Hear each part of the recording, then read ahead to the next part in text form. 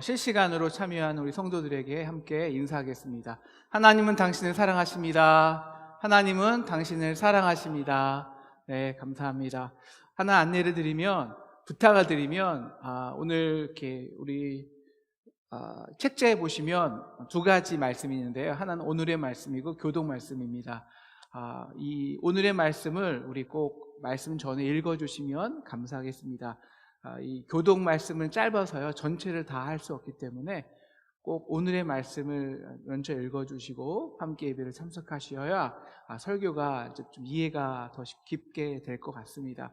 이사야는 제5복음서라는 귀한 말씀입니다. 그런데 많은 한국 성도들이 이사야를 한 번도 읽어본 적이 대부분 없어요. 이번 교회에 이사야 제5복음서를 깊이 읽고 깨닫고 하나님이 하시는 새 일을 경험하는 우리 저와 여러분 되기를 기도합니다. 하울링 좀 낮춰주시고요. 오늘 말씀은 이사야가 이제 두 번째 계시를 보는데요. 이제 오늘 그 시대로부터 153년 뒤에 예루살렘이 유다가 멸망하고 바벨론으로 처참하게 이스라엘의 정치 지도자와 고관들이 끌려가는 모습을 보게 됩니다. 그 속에서 이사야는 한 분을 목도하는데요, 바로 슬퍼하고 한탄하시는 하나님입니다. 하나님의 변론은 그렇습니다. 예루살렘이 무너진 것은 바벨론이 강해서가 아니라 오늘 말씀 3장 1절에 그들이 유다가 의지하는 것을 없애버리기 위함이라는 것입니다. 이미 하나님은 2장 22절 너희는 인생을 의지하지 말라. 그의 호흡은 코에 있나니 샘할 가치가 어디 있느냐. 여러분, 코에서 나오는 숨이 끊어지면 끝인데 정말 의지할 가치가 있느냐 물어보십니다. 그런데도 유다는 끊임없이 인생들을 의지합니다. 오늘 8절에서 하나님은 그 이유를 말씀하십니다. 그것은 나를 거역하기 위함이다. 나를 의지하기 싫어서다. 그래서 내가 유다가 그들이 의지하는 것을 없애버리겠다. 그리고 하나님은 유다가 무엇을 의지했는지 그 목록들을 구체적으로 정리하고 있습니다. 첫째 1절을 보시면 그들이 의지한 것은 먹고 살 수 있는 물과 양식입니다. 언어에는 쌓아놓는이라는 것을 강조하고 있어요. 내가 이만큼 물질과 양식을 쌓아놓았으니 이제 평안해. 하나님이 없어도 괜찮아 라는 것이죠. 하나님을 의지하고 순종하는 그 피곤한 삶 안 살아도 된다는 것입니다. 그런데요, 문제는요, 아무리 양식과 물이 많아도 이 적군이 한번 쳐들어오면은 그 양식과 물은 이제 완전히 사라지거든요. 그래서 그들이 두 번째 의지하는 것이 있습니다. 바로 용사들입니다. 군사들이죠. 그래서 2절을 보시면 용사와 전사들을 키고요. 내가 용사와 군대가 이만큼 있는데 내가 구태여 하나님의 보호하심을 의지할 필요가 없잖아요. 그런데 그래서 이스라엘 왕을 세우고 그 왕이 강력한 군대를 세워서 이스라엘을 보호하는 거죠. 그런데 막상 이 하나님을 섬기지 않으니까 찝찝한 거예요. 그래서 그들이 무엇을 의지하냐면 그들이 만든 우상을 의지합니다. 그래서 우상을 만지는 그 복술자와 정교한 장인, 능란한 요술자들을 의지합니다. 과연 완벽히 의지가 될까요? 그래서 인류가 스스로 자신을 의지하기 위해서 마지막으로 만들어낸 창조물이 있는데요. 여러분, 그것이 무엇인지 아십니까? 바로 국가입니다. 국가 권력. 여러분, 사실 하나님께서 지적하신 그들이 의지했던 것들이 무엇이냐면 사실 인류의 발전 과정 속에서 인간이 의지했던 것입니다. 하울링 조금만 줄여주시고요. 그 4대 문명의 발생을 통해 물과 양식을 통제하여 그것을 의지하는 법을 알고 그 다음 중세까지는 바로 힘과 군사력을 바탕으로 인류는 발전합니다. 그런데 중세 이후는요, 각종 연금술과 마술이 발전하고 이것은 이제 과학의 혁명으로 사실 이어지는데요. 그렇게 인류가 스스로 의지할 것을 쌓아가는데 불안합니다. 항상 서로가 싸우거든요. 그래서 나온 것이 사회계약설입니다. 즉 서로 이렇게 싸우다가 공멸하니까 아주 큰 국가 권력이라는 것을 만들어서 그 완벽한 국가 권력의 통치 속에 우리가 다스림을 받자는 거예요. 이스라엘과 유다가 이 하나님으로부터 독립을 시도하려고 하자 제일 문제가 된 것이요, 역설적으로 통치 질서였습니다. 옛날에는 백성이 하나님의 뜻대로 살면요, 자연히 그 유다 사회에 하나님의 정의와 공의가 이루어졌어요. 그런데 하나님을 싹 빼놓으니까 이 통치 그 질서가 전부 흔들려 버리는 거예요. 그래서 그들이 무엇을 고안해냈냐면 조직적으로 완전한 통치 기반입니다.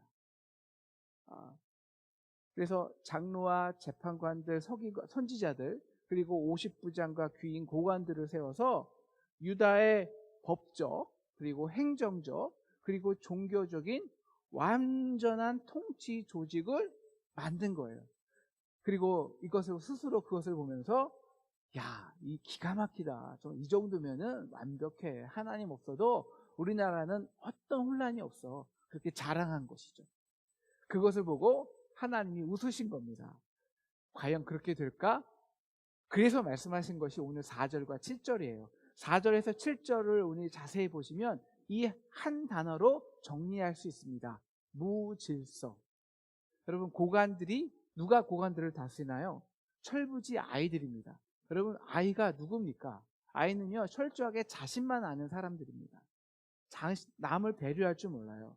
리더가 그렇게 철부지니 5절 백성이 서로 학대하고요, 서로 자기 이익만 챙기게 급급해요. 결국 사회 전반의 질서가 완전히 무너지는 거예요. 아이가 노인에게 함부로 대하고, 지금 우리 한국 사회가 그렇지 않습니까? 비천한 자가 존귀한 자에게 교만하게 하고요. 백미는 6에서 7절입니다. 결국 이 통치자를 세워봤자 결국 이 철부지 아이가 다 되니까요, 결국 아무도 그냥 아무나 통치자를 세우는 거예요. 야, 너 리더해. 너 대통령 돼. 네가 장관해. 이런 식으로 아무나 세우는 거예요. 그리고 결국 누구도 통치 리더자로 나서지 않는 겁니다. 않는 거예요. 그만큼 통치자의 권력이 나락으로 떨어진 겁니다. 리더가 되는 사람마다 그러하니 고관이라는 것은 아이야 라는 인식이 박혀버린 거예요. 이것이 바로 무질서입니다. 이 아이가 누군지 12절에서 구체적으로 밝혀집니다. 내 백성을 학대하는 자는 아이요. 13에서 15절을 보면 그들이 맨 처음 심판을 받아요. 바로 백성의 고관과 장로들입니다. 가난한 자의 포도원을 탈취하고 백성을 밟는 자, 이제는 아예 가난한 자의 얼굴에 맷돌을 갈아도 양심에 가책이 없어요. 그들이 처음부터 그렇게 되고 싶었을까요? 아니요. 그들은 처음부터 정말 백성을 섬기고 이 유다 나라의 질서를 잘 세울 수 있다고 자신했습니다. 하나님 없어도 공평과 정의의 질서로 다스릴 수 있다고 생각했어요. 근데 하나님을 싹 없애버렸어요. 그럼 아버지의 마음을 안 살펴봐도 됩니다. 여러분, 아버지의 마음은 똑같아요. 자식 중에서 더 아픈 사람, 가난한 아이, 고아와 과부에 더 마음이 쏠려요. 그래서 나는 과부와 고아의 하나님이라 말씀하세요. 사실 우리나라도 마찬가지 아닙니까? 우리나라도 거의 모든 정권이 처음에는요, 정말 서민들을 위해서 일한다고 해요. 정말 이 땅에 공정과 법치가 이루어진다고 노력하겠다고 해요. 이명박 정권, 박근혜 정권, 문재인 정권 다 그랬습니다. 저는 아직 순진해서 그런지 정말 그것이 진심이었다고 믿어요. 그런데 결국 다 어떻게 됐죠? 여러분, 권력의 속성은요, 자기만 아는 거예요. 자기 정권을 위해서만, 욕심을 위해서 일하게 됩니다. 가장 큰 아이가 돼요. 여러분, 우리가 하나님을 빼버리면요, 결국 대통령이 가장 큰 아이가 되니까요. 권력이 많은 사람. 여러분, 공산주의가요, 종교는 아편이다. 그래서 하나님을 싹 빼버렸습니다. 그래서 지금 저 북쪽을 누가 다스리나요? 철부지 아이가 다스리잖아요. 꼭 나이 때문에 그런 것이 아니라요. 뭐 지금 독재자는 다 아이 아닙니까? 철저하게 자기만 아는 사람들. 여러분, 자기가 원하는 것을 얻기 위해서 몇만 명을 죽여도 양심의 가책이 없어요. 이사야가 본 이상은 정확히 153년도에 정확히 이루어져요. 하지만 하나님의 계시는 한 번 이루어졌다고 해서 끝나지 않습니다. 우리의 인류의 역사 속에서 끊임없이 성취됩니다. 자, 하나님이 이 아이의 통치에 대해서 계시하셨다면 이제는 그 시온의 딸에 대해서 계시합니다. 오늘 제가 말씀 교독을 안 했는데요. 다시 2분부터 말씀 교독이니까 우리 같이 한번 교독할까요? 그 이사야서 3장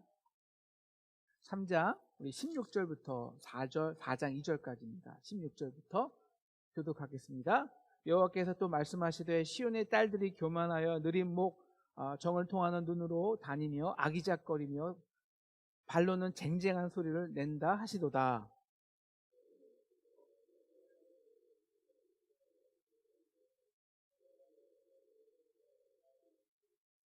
주께서 그날에 그들이 장식한 발목 고리와 머리에 망사와 반달 장식과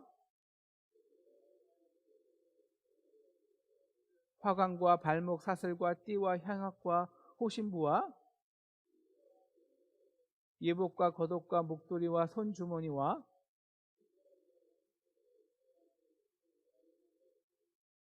그때 썩은 냄새가 향기를 대신하고 노끈이 띠를 대신하고 대머리가 숱한 머리털을 대신하고 굵은 베옷이 화려한 옷을 대신하고 수치스러운 흔적이 아름다움을 대신할 것이며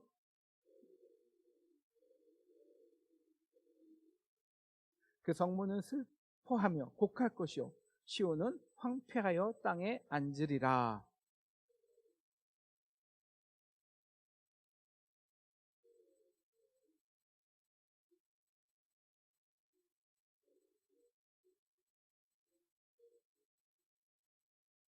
이 절 마지막으로 같이 읽겠습니다. 그날에 여호와의 싹이 아름답고 영화로울 것이요 그 땅에 솟아는 이스라엘의 피난자를 위하여 영화롭고 아름다울 것이며. 여러분, 이 시온의 딸이 누굴까요? 제가 이제 옛날부터 이 시온의 딸에 대해서 한 몇 번 설교를 들었는데요. 그때마다 우리 목사님들이 우리 교회 안에서 막 이렇게 좀 이렇게 유혹하고 좀 이렇게 문제 일으키는 자매들을 공격할 때 항상 이 말씀을 인용할 때가 있거든요. 그런데 오늘 여기 나온 시온의 딸이요, 여기에 적용되는 사람이 남자가 많을까요? 여자가 많을까요? 누가 많을 것 같아요? 남자들이 훨씬 많아요. 여러분, 이 시온의 딸은요, 25절, 26절을 보시면 아시겠지만 이제 다 무너져 버린 예루살렘의 정치 지도자들을 성으로 의노한 겁니다. 그러니까 여성을 비하하는 것이 아니라요, 오히려 여성만이 가지고 있는 그 놀라운 가치, 능력, 그 여성성을 매우 강조한 거예요. 그러니까 성경에서 그 강조한 여성의 그 놀라운 능력이 뭐냐면요, 정조예요. 다시 말하면 사랑에 대한 헌신입니다. 영어로 말하면 faithfulness. 그러니까 한 남편만 바라보고 의지하는 온전한 사랑이에요. 여기서 말하는 남편은 당연히 이스라엘의 남편 하나님을 말하겠죠. 그런데 이 이스라엘의 정치 지도자들이 그들의 남편 하나님이 있는데 누구에게 아기작거리고 꼬리치냐면요, 다른 남자예요. 여기서 다른 남자가 누굴까요? 예, 강대국이에요. 애굽, 아시리아, 바벨론. 왜냐하면 하나님을 의지하지 않고 그들에게 잘 보이면, 여러분 하나님을 의지하는 게 얼마나 힘듭니까? 말씀에 순종해야죠. 또 예물 드려야죠. 때때로 예배해야죠. 또 가난한 자들 섬겨야죠. 기다려야죠. 그런데 이 강대국은요, 자기가 원하는 걸 싹 주면 그냥 바로 우리를 지켜줘요. 바로 도와줘. 그것이 우상의 매력적인 이유입니다. 그래서 이 구절은 매우 조심스럽게 설교를 해야 합니다. 꼬리치는 자매들의 이야기가 아니라 저 같은 교회 지도자들이 하나님을 의지하는 것보다 편한 세상의 방법을 의지할 때 적용되는 경고예요. 그래서 아름다운 여인이 정절을 버리고 이 남자 저 남자를 의지했던 예루살렘의 지도자들은 어떻게 되었을까요? 바로 17절부터 26절이 그 결과입니다. 야, 너희가 그 바벨론 의지했지? 결국 어떻게 되는지 아십니까? 그들이 의지했던 바벨론에게 수치스럽게 멸망하고 끌려가는 거예요. 오늘 이사야가 본 그 장면이 바로 이 장면이에요. 자, 바벨론이 이 백성의 지도자들을 끌고 가는데 17절 보니까요, 하체를 실제로 그랬어요. 실제로 이 이스라엘 그 바벨론 왕이 이스라엘 사람들을 끌고 갈 때 하체를 다 벗기고요, 발가벗겨서 데려갔고요. 18절에서 23절 그들의 그 시온 딸들이 자랑했던 그 우상들, 그 금, 보석, 장신구들 여기 딱 쭉 나왔죠. 그 화려한 옷들 다 없애고 굵은 베옷을 입혔고요. 그래서 오늘 이 모습은 이 여성의 아름다움, 다시 말하면 여성성, 그 사랑에 대한 헌신, faithfulness를 잊어버렸을 때 그들이 어떤 수치를 당하게 되는지를 적나라하게 묘사해주고 있는 거예요. 정말 수치스러운 것은요, 3장 25절부터 4장 1절까지의 모습이에요. 예루살렘이여 너희 장정은 칼에, 용사는 전란에 망할 것이며. 여러분, 자기의 사랑하는 자녀들이 누구한테 망하냐면 자기가 의지했던, 그러니까 바람핀 남자, 즉 바벨론과 아시리아에게 자신의 사랑하는 자녀들이 다 칼에 맞아 죽는 거예요. 그리고는 불타버리고 황폐화된 집 앞에서 멍하게 앉아서 슬퍼하다가 이제는 지나가는 남자를 붙들고 제발 우리의 걸 다 줄 테니까 내 남편 돼달라고. 그렇게 7 여자가 한 남자에게 붙어서 제발 내 남자 돼달라고 슬피 울고 애곡하고 애원하는 거예요. 이게 수치죠. 이스라엘 사람들은요, 한 남편을 사랑하고 헌신할 때 하나님께서 자녀를 비옥하게 해주신다고 생각했습니다. 오늘 말씀에도 있고요. 바로 그 남편, 하나님에 대한 그 신실성이 여성에게 생명을 창조하는 생명력을 준다고 믿었기 때문이에요. 그런데 그 신실성이 무너지니까 자녀의 생명이 다 죽어요. 남편을 사랑하면요, 즉 하나님을 사랑하면 그 하나님의 마음에 붙들려 사면, 그 마음을 살펴보면 결국 우리가 가난한 자를 섬기고 공의를 베풀고 이웃을 사랑하게 되어 있어요. 그게 조직으로 되는 것도 아니고 법으로 되는 것도 아니고 마음으로 되는 거예요. 근데 그래서 인간의 조직이 아닌 위로부터 흐르는 사랑으로 인해서 이 땅에 공의가 이루어지는 겁니다. 그래서 내가 너희의 땅을 아름답게 하고 하나님이 주시는 풍성한 열매를 맺을 수 있다고 약속해 주시는 거예요. 이것이 오늘 3장 10절 의인이 받는 복입니다. 그들은 그들의 행위의 열매를 먹을 것이요. 여러분, 이 행위는요, 자기 인간의 행위로 말하는 것이 절대 아닙니다. 믿음의 행위죠.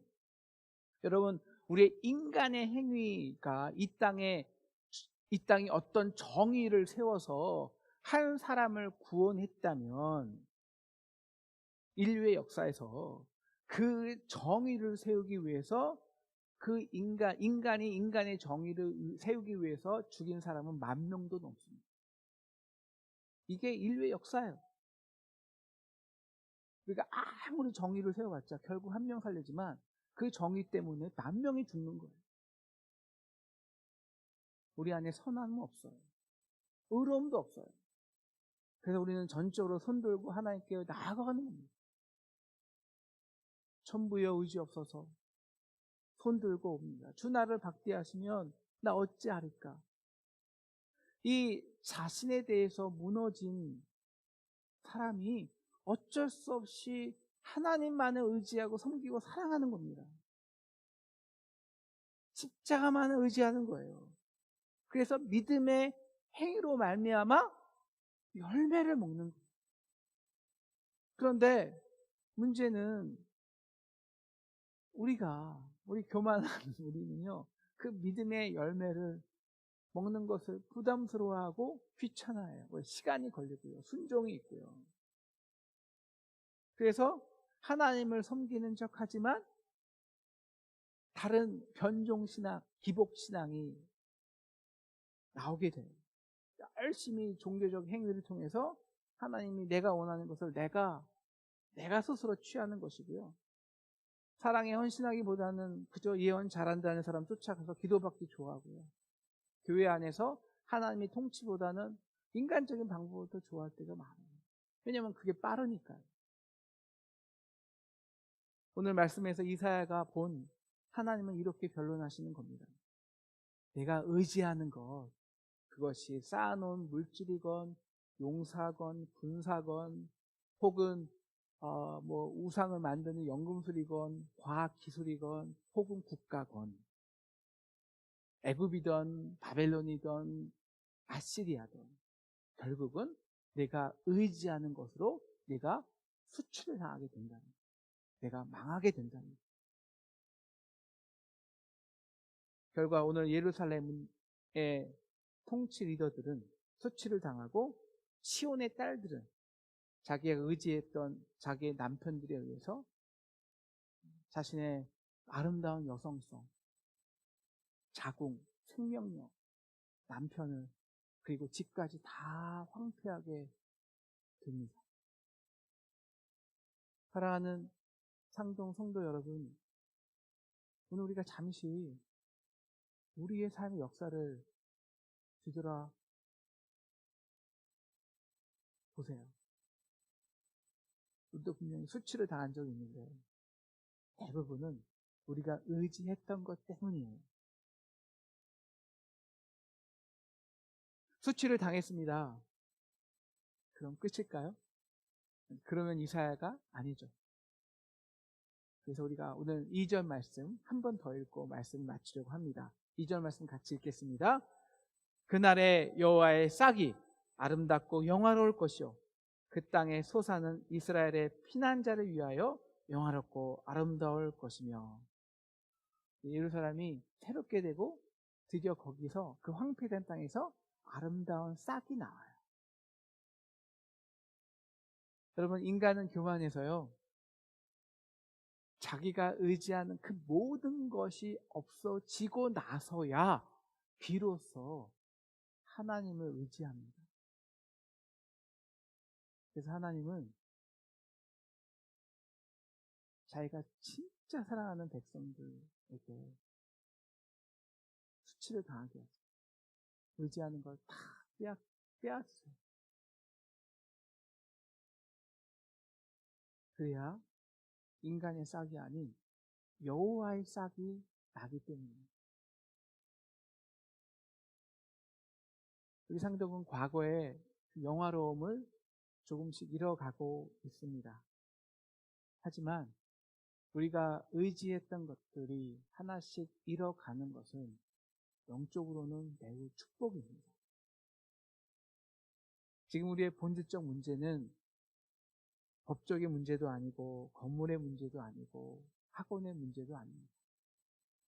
우리의 본질적 문제는 faithfulness, 교회인가? 하나님을 온전히 의지하는가? 다시 하나님을 의지하는 법을 배우면 됩니다. 이 한국교회가, 우리 가정이, 저와 여러분이 기도하기는 우리가 20일 동안 열심히 하나님의 말씀과 대면하고, 그래서 그 말씀을 의지하는 법을 배우는 저와 여러분이 되면 좋겠습니다. 그럼 분명히 하나님께서 이 상동 땅에 다시 아름다운 여호와의 싹을 피우실 것입니다. 그 싹을 함께 아름답게 가꾸어가는 저와 여러분 되기를 주님의 이름으로 축원합니다.